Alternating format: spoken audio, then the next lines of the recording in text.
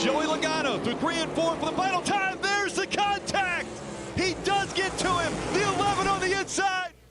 It's a tough competition, and I love having those guys in there because I think it gives more opportunities to the nationwide regulars when they do beat them. It shows that they can compete, and it definitely can put you to the next level when you're able to do that. Starting in 2014, our driver of the number 3 Dow Chemical Chevrolet in the Cup Series is Austin Dillon.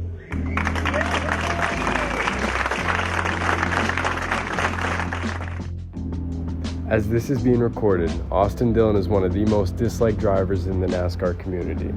More often than not, he is considered the silver spoon grandson of Richard Childress.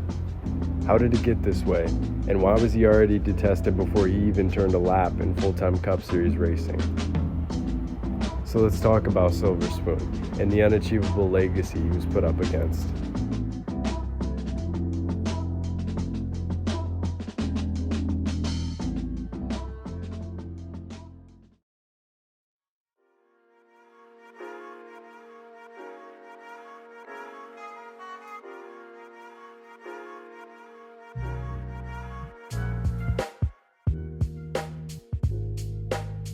We're not going to dive into these years, but Austin Dillon began racing at the amateur level in the mid-2000s, which is when most people, fans or not, will consider was the peak of NASCAR's popularity. And for the purpose of this video, we can define this time as the beginning of a new era in NASCAR. Gone are the days of local legends being scouted out by successful team owners, or racing oddities that got recognized for their ability to outperform established drivers in special events. This was now the financial peak of NASCAR. And as a lot of people say, in order to make big money, you need to be able to spend big money. Richard Childress' grandson made his full-time Truck Series debut in 2010, where he was the first to drive the 3 in any major series since Dale Earnhardt Jr., and also NASCAR legend and hopeful Hall of Famer Brian Refner. In his rookie campaign, he was able to collect 2 wins, 7 top 5s, 16 top 10s, and most notably a series high of 7 pole awards along with finishing 5th in the standings.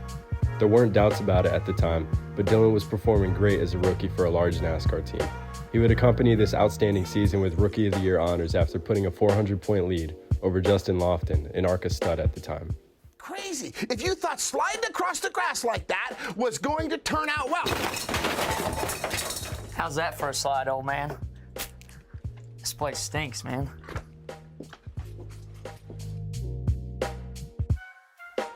He was able to achieve the same feat his sophomore year with 2 wins and a series high of 5 poles.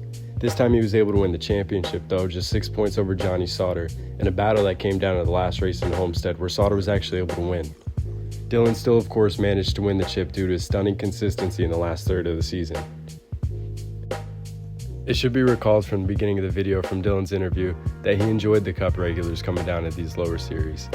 2011 was no exception, as over half the races were won by Cup drivers. Dillon competed against these guys in some of his wins from this year and the year prior. These were races featuring the likes of Kyle Busch, Kasey Kahne, Clint Bowyer, and importantly Denny Hamlin and Kevin Harvick, 2 drivers that will ultimately ignite the Silver Spoon narrative in his move to Nationwide next season. Austin Dillon ended up running the 3 in the Nationwide Series for his first full-time season in 2012. This is when people had began to have conflicting views over whether or not RCR should be fielding the 3. A lot of fans began to have a distaste in Dillon, regardless of the success he was having in the lower series up to this point. Dillon would end up having a solid rookie campaign, taking home Rookie of the Year honors. He finished 3rd in the standings, not far behind teammate Elliott Sadler and series champion Ricky Stenhouse Jr., who had also won it the previous year. He was able to collect a sweep of Kentucky races and led all full-time Nationwide Series drivers in average finish. Well, he's got to give room. That's why he always gets wrecked at Bristol and a couple other racetracks. First of all, he got his ride because of his name. Second of all, you got to take advantage of the opportunity. If he's points racing, you can't crowd a guy that's running. Danny says, look, he ain't got to fix it. Well, maybe he needs to take his little ass over there and fix his race cars if he wants to keep wrecking. So he needs to learn a lesson. If he hadn't proven his consistency last season or in his truck years, he would in 2013, where he'd won the Nationwide Championship with 0 wins. To Austin's credit though, Cup drivers literally had won 29 of the 33 races of this season.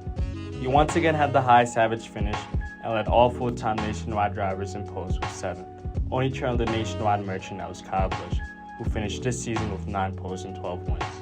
Regardless of the circumstances, Austin Dillon had done something that only 2 other drivers had accomplished, which was winning both a nationwide and a truck championship.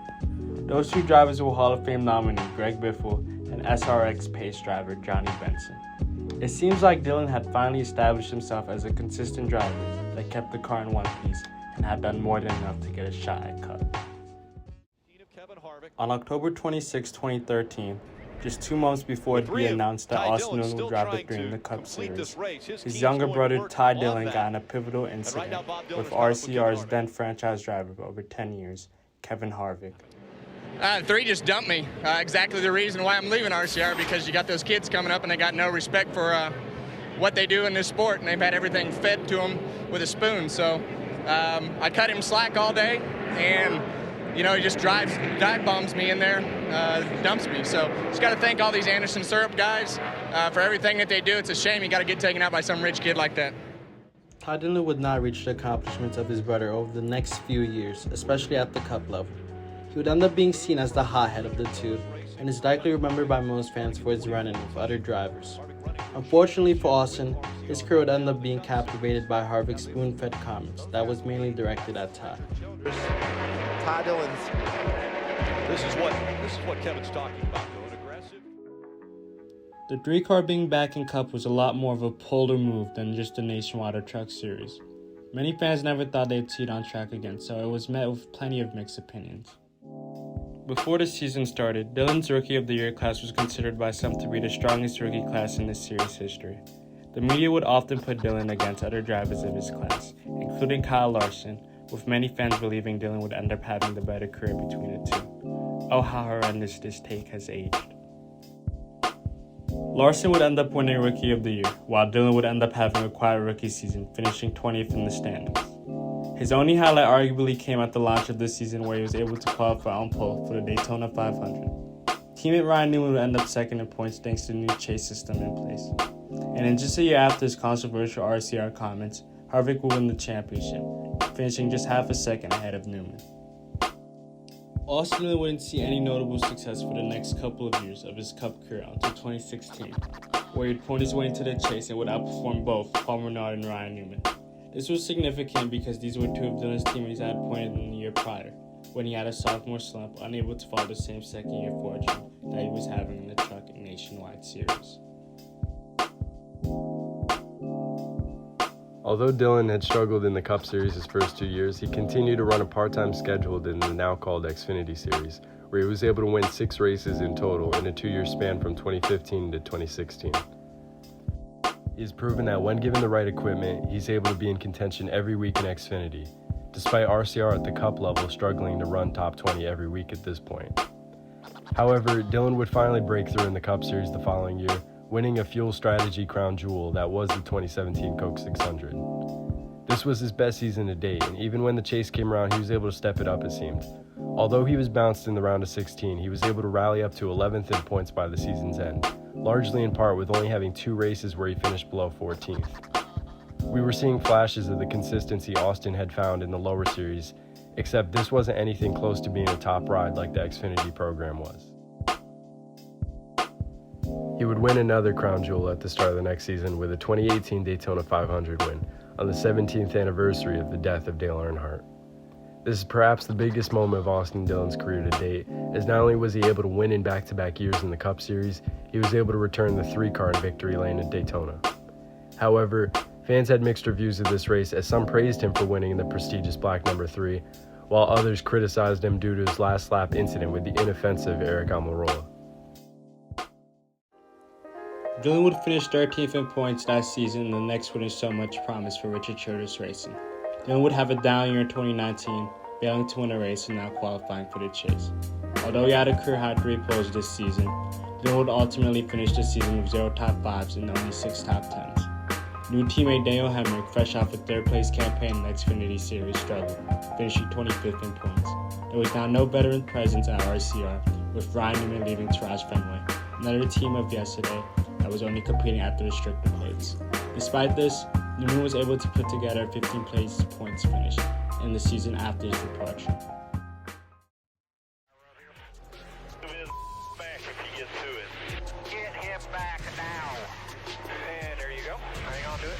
Caution's out. Caution is out. Caution's out. I will shove that silver spoon he's been fed on his whole life up his...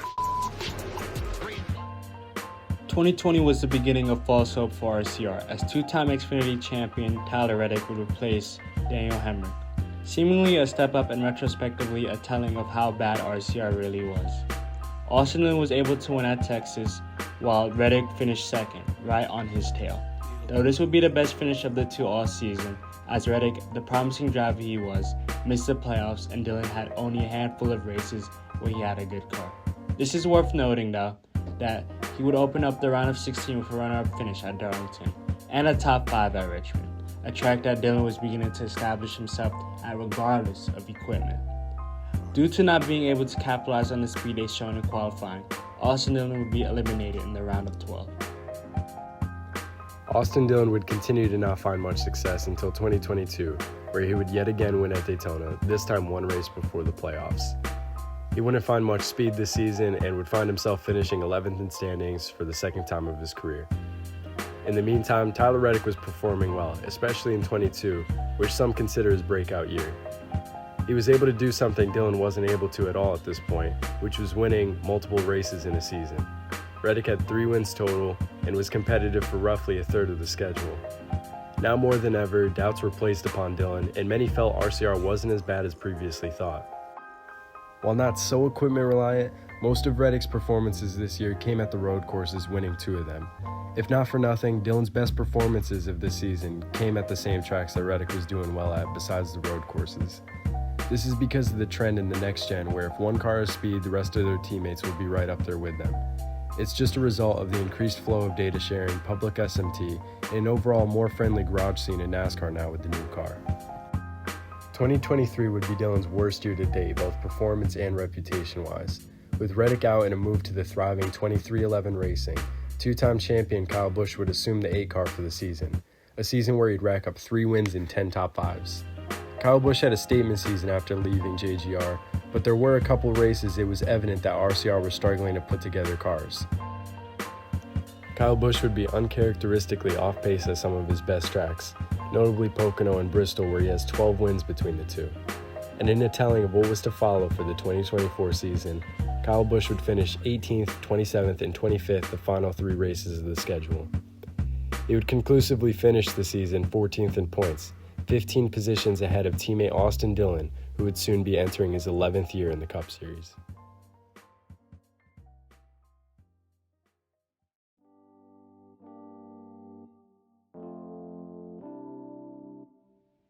Entering the 2024 season, many expected Busch to become more of a championship threat than the year prior.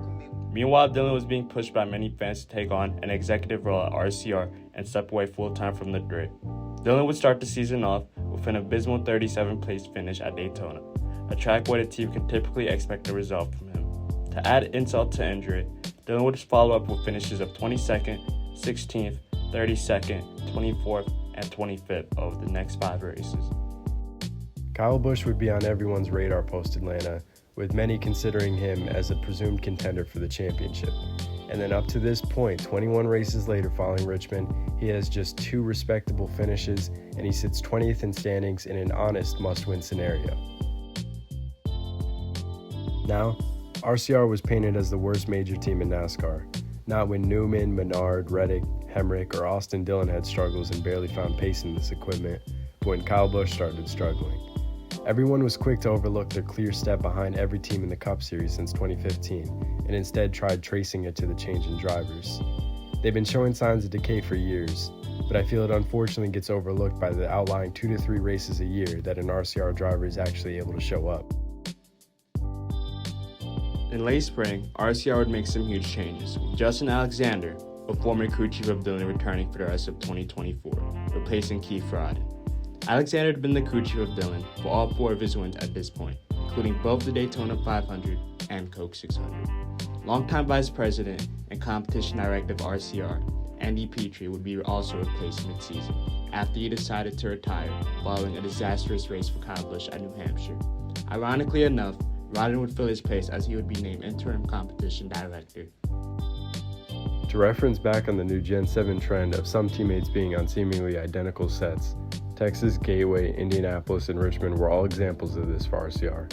These are 4 races to reflect on as a team, as Austin Dillon and Kyle Busch would both show up to the track with competitive race pace, battling for top 5s and actually finishing ahead where they'd qualify on occasion. But as far as the last decade of Richard Childress racing goes, these are again proven to be outlier races where the team can actually click. This isn't entirely relevant enough to dive into, but most of the blame on RCR as a team stems from Busch's own struggles in 2024. It's been rough the last 2 years. And for me to see the front and race with 2 of the best guys in the sport and prove that I can do it when given the opportunity, it was hard for me not to go to, get upset in the car. I had to keep my shit together, to tell you the truth. Kyle has proven that even when given a somewhat decent car in races that Dillon is also above subpar, he tends to make more personal mistakes. And as many will say right now, Busch looks frustrated and disdained with how he's running this season, which has clearly led to more faults and user error from him. But it begs the question, why is spoon-fed a nationwide and truck champion not upset to the level of Kyle Busch when he's been getting the same equipment for 11 years straight? Busch has reason to be frustrated though. He has only ever driven for Roush, Hendrick, and Joe Gibbs, so it is understandable when you've been racing for the best of the sport for 23 years to be upset and want to quit on your team.